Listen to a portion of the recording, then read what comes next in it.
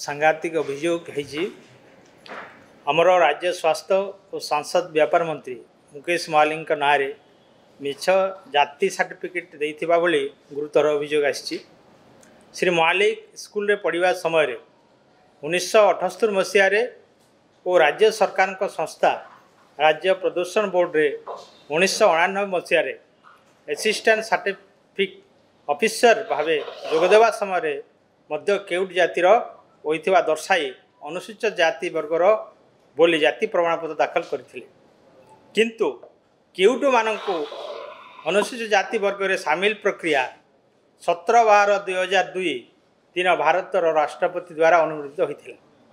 Eighty प्रश्न उठे, जदि केउट वर्ग लोकंकु अनुसूचित जाति रे 2002 मसीह शामिल करागला ताले श्री महालिक पूर्वर अनुसूचित जातिर बोली प्रमाणपत्र दाखल करथिले।